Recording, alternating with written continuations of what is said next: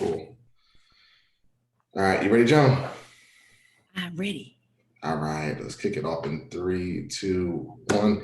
This is Built to Last, a Bond More Than Love, the podcast where our heartaches are your head start. I have with me a really cool guest today, Miss Joan Stansfield. She has been our realtor for a number of years, really cool friend of my wife and I. Before we kick off into the topic, Joan, tell us a little bit about your background. Great. So pleased to be here. I've transformed from Joan to JoJo. I have a grandmother now, and my little granddaughter calls me JoJo. So I've been in real estate for about 13 years. I am licensed in DC, Maryland, and Virginia. And my passion is people. And my one thing is pleasing God. So when I started my real estate career 13 years ago, it was just me, and I got really busy and with business, and spoiling clients every day is my trademark is my logo that I trademark. So the more you spoil people, people know, like, and trust you, they send their friends. So I got very, very busy. The business got very successful, and I've now got a great team that helps me with buyers and sellers and renters and investors and everything that comes in between it. I love it. And guys, Joan has been a little bit modest. She's actually been rated one of the top real estate agencies in the DC metropolitan area. I've seen the article year after year. So it's really, really cool to have you on. Joan, I want to talk about a topic that I've seen a lot with, not only my cohort of folks, who are getting married, but folks that are coming after me, folks that have come before me. I see a lot where people, move in together, and not just with an apartment, right? But I've seen people buy houses together as a couple. So before we get into the wild stories, what kind of decisions, just first of all, have to go into buying a house? What kind of decisions should that couple be even thinking about? Right. So first, we've helped a lot of renters over the years who eventually married, had children, bought a house, not necessarily in that order. But the first thing to do is the biggest part of my job is to listen and set expectations, but listen and find out, what do they qualify for? What's their timing? Why are they buying a home together? Are they really ready? And then we've got a whole, set of questions to ask them to find out, sort of like an intake form, like what's really important to you. And always the first step is, do you qualify? How's your credit? We send them, first step is always right to our lender. And that really is sometimes shocking to people, that A, how much they can afford, or B, that they're really not ready. Yeah. And so obviously there's a lot of moving pieces, even just with that. And so why should couples be on the same page? Let's just say, for example, we're talking about an engaged couple or a married couple, right? We're not even going to get to the unmarried couples yet, but let's just talk about the married or engaged couples. Why should they be on the same page when it comes to that process? Well, married or engaged couples, first of all, engagement or marriage comes with a lot of baggage, and there's always going to be things that you're going to fuss at each other about. Again, it's setting expectations. Do they know each other's expectations? We've actually taken out married couples and had them rate, the 5 or 6 houses we've seen, 1 through 10, and find out which one liked what. For instance, my husband and I, when we got married, we needed a larger house. I had a home, he had a home, and we had to combine, the 2 families together. We couldn't agree on anything. But what's great is we eventually did come to, it was like you had to give to get. And that's what relationships, especially when you're in a committed relationship, you have to give to get. There has to be some compromise. And it took a while, but with the help of our realtor and knowing our budget, when we both found the right place, we knew it. So he might have fallen in love with the place, it wasn't for me, and vice versa, until we both walked into a place and said, this is it. So sometimes it's really, buying a home is a process of elimination. You might have to be a comparison shopper and look at 10, 12, 20 houses to find the one that works for both of you. Yeah.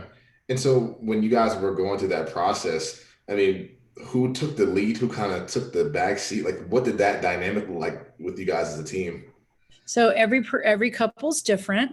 I'm more the type A. My husband's a lot more laid back, but he pushed pretty hard when he found a place that he wanted. I pushed pretty hard when I found what I want. And there's times he just said, this isn't it. And we have to agree. You have to agree that you're going to wait till you agree. And most important always is location. And then of course, number one is, can you qualify? What's the price? And what's the quality of your lifestyle? What's it going to be like? Do you have room to grow? How long do you think you're going to be there? Do you have room to entertain? He wanted something that had far too much acreage that nobody had time to take care of. And I ended up falling in love with places that were cute and cozy. And I realized at the end of the day, I'm glad he pushed back on me, because it would have been too small and cramped, because we had teenagers at the time. We needed getaway space. So what we ended up finding was perfect. There's no such thing as perfect, but it was ideal. Yeah. But we had to work together. Yeah, I know. And the funny thing is, I heard you talk about being on the same page as far as money.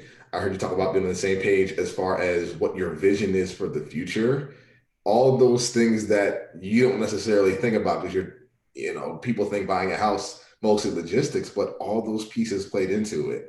So that's She interesting. wants or needs a garage for a man cave. She doesn't care about a garage, but she wants more kitchen or more closet space, or she wants a private yard. He doesn't care about living on a busy street. So we really take time when we meet with buyers is to get down to the nitty gritty. And when we see that they don't agree, we have a way to kind of approach that. Like, okay, you put down on your piece of paper, your wish list, and then find the common denominators and go at it that way. I love it. I absolutely love it.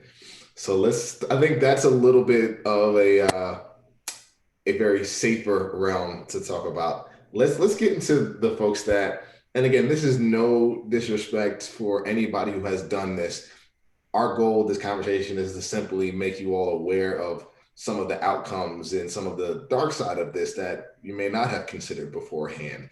And so when it comes to an unmarried couple, right, we see this a lot in multiple different age ranges, but when you have a couple who's not married, they're not even engaged yet, and they're buying a house, what has been your experience when that's happened?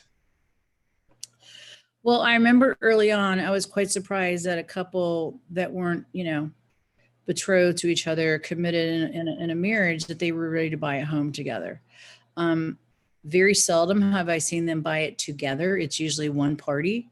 One party qualifies for the mortgage, or if they need both parties, they qualify for the mortgage. And then they need to be really careful how they take title. And we can talk about that in a little bit. So my first husband, we bought a home together and we were married, and we bought it together, and the marriage didn't last. And you got to think about that with a 50% divorce rate. Online dating, apparently it's much lower rate, which is off topic, but you're getting married, you're married to this person, and you're not married to this person, you buy a home. What if the relationship doesn't work out? You don't have a, solid commitment before God, or rings or wills and all that stuff. What's going to happen when the relationship falls short? I have seen couples that rent together unmarried and buy together unmarried, and then get engaged and then get married and then have kids. It's kind of backwards how our parents and grandparents did it. But we see people married or unmarried buying homes together often, but that's when we really sit down and explain to them the importance of how they're going to take title, and they're ready for the ramifications if they don't do that correctly, and the relationship falls apart. Again, married or unmarried, relationships sometimes fail, as you know. No, that's true. That's true. And in terms of taking title, can you elaborate on that? Like because that's a potential very serious outcome, consequence Very for serious. someone for who isn't married, because their assets aren't even together yet legally. So can you talk a little bit about that? Yeah, it's quite complicated. I have my cheat sheet here of notes. There's basically 4 ways to take title. So they are tenants in common, joint tenants, tenants in entirety, and sole ownership. So we'll start with tenants in entirety. So that's perfect for a married couple. It's basically the highest level, the highest form of title you can take. It's got the most protection. It's got the common law right of survivorship. So something happens to the spouse, it stays with the spouse. It stays with the marriage. So that's one way to take it. When you're not married, you can do joint tenants. So that's very common for people that are not yet married. But if something happens to the other party and the remaining party, it's not quite as good, as strong as protection of as the first form tenants by entirety, or TBE, they call it. The marriage is buying the property. The judgment goes on one person. It doesn't go to the property. So if there's a judgment placed on me, it doesn't affect my partner because we're not married. You don't end up having to lean on the property. Okay. And then people that are dating and decide to live together and they don't marry and they want to buy a home, you have to be careful, because if say he or she, I'll just say she doesn't qualify, but he does. So he puts her on the mortgage and the relationship falls apart, right? Well, if she's on the deed, she has absolutely no responsibility to pay for that house and pay the mortgage, but he can't sell it. He can't refi, he can't anything, because he's then stuck. She basically can hold him hostage, and that's a really serious situation. And we've seen that happen before.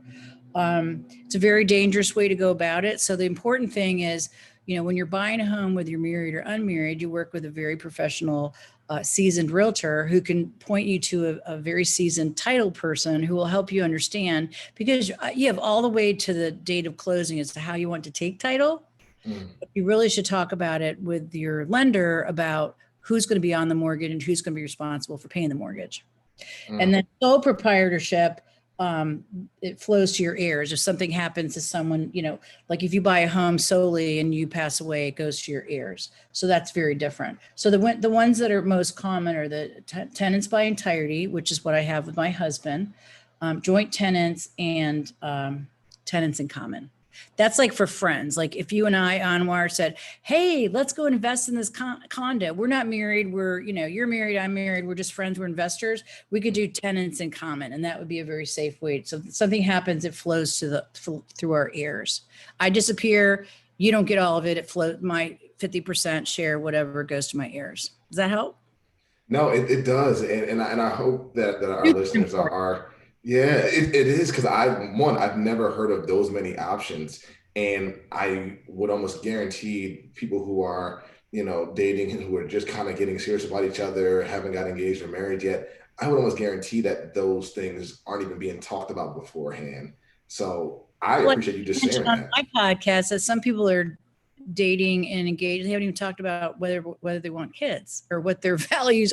It's like, this is the biggest investment. One, who you're going to spend your life with, and two, where you're going to spend your life in a home. It's the biggest investment for most of us. So to go about it, willy nilly as like, oh, hey, you're my girlfriend, I'm just going to throw you on the title, is like crazy. It's just not smart. Yeah. And your partner should understand that. I have clients actually that are married or getting married, and only one's been on the title and one's been on the mortgage, with a, what do you call it? With a, oh my gosh, I just drew a blank. It'll come to me in a minute. No, but okay. Yeah, we see it all the time where they, prenup, with a prenup, I was going to say. So it's very individual, and people need to really think through what's right for them. Is a marriage, is a relationship going to survive? You don't know that. But if you've got two very committed people, likely it's going to. But the smart thing to do it is know how to take title and do what works until you are in a committed relationship. That's it. That's it. And I hope people really listen to what you just said. The amount of exposure that you have when you're not legally committed, let alone emotionally committed, is astronomical. So I appreciate you just sharing that. Sure. Definitely appreciate you sharing that. So we're coming to the end of our segment. I always love to play a game with my guests, Two Truths and a Lie. It helps the audience get to know you a little bit better, because they're definitely going to get your information afterwards. But just to kind of put, a little bit more pizzazz to the name and to the information, let's go ahead and play it. Hit me with your two truths and a lie, and I'm going to try to guess them. Okay, here we go. Two truths and a lie. I have served 4 presidents in the White House. I have been to every state in the nation. I have 1 child. All right. What do you mean by served every president? Worked in the White House under the presidential office, Okay. Office of the President of the United States of America. And I feel bad too because I've been to your home with the so I know you have at least one, but I'm going to say that that is a lie because I know your husband has another one. So I'm gonna scratch that one out. I feel like you've been close to every state, but not quite. And we are in the DC area. You do move with some awesome people. So I'm gonna say the president one is true, as well as yeah, no. So the president one is true. Actually, I will say the president and the states are true, and the kids are the lie. Bzz, gotcha. Are you serious? I have served 4 presidents. You're correct. Okay. I have one child and a grandchild, and one on the way. So stoked. And I have been to every state but one. And I have not been to Montana, which I understand is the prettiest state. Man. Yeah, Gotcha. that the kid. I know the kid one was a toss up because I was like, she could be saying, "I love my husband's kids as my own." It could have went so many other ways. That's cool. That's cool. Well, Hey, the whole Joan, goal was to see if I could trick you, and I did. Yay. I know that was good. That was really, really good. I definitely appreciate you Yeah. being on the podcast. Like I said, our listeners are going to have your information. It'll be listed on our YouTube page as well as on our Spotify and Anchor accounts. But But I if didn't put there's listed for love. Can I do that real quick? yes, yes. So yeah, for So, sure. so Let us know you what were you're on what you're my excited about. podcast, and we had so much fun with that. And you're going to be the go-to dating coach I'm going to send people to for issues with a relationship. But it came out of my love and passion for real estate and for people. And God planted this idea in my brain 10 years ago, and I finally launched it. It's called Listed for Love. It came out of the idea of need a house, need a spouse. Let JoJo help you with the click of a mouse. I met my husband on Match. I know you relate to that, Anwar. And Hmm. my goal is to empower, starting with women. I know so many friends, widows, singles, divorced, that don't know how to get online or scared to get online, had a bad experience. So please go to my website at www.stansfieldsignature.com or listed the number 4 love, www.listed for love, and register and see the testimonials and learn all about what we do for real estate and how we can help you with your other big investment, your life partner. I love it. I absolutely love it. It is a match that I don't think anyone saw coming, and I think Uh, that you have woven that niche really, really well. It's so Really, fun. really I love well. it. Yeah. Thank That's you. awesome. Thank you so much. I said all that is definitely going to be listed for sure. No pun intended. Well, But all that is going to be put down, and our viewers will have a chance to go visit. And for sure, definitely check Joan out. She took care of us like nobody's business. When she talks about spoiling her clients, it goes without saying. She definitely took care of us. So I appreciate you being on the show, and we will definitely talk soon. awesome. Thank you, Anwar, for having me. I really appreciate it. Thank you.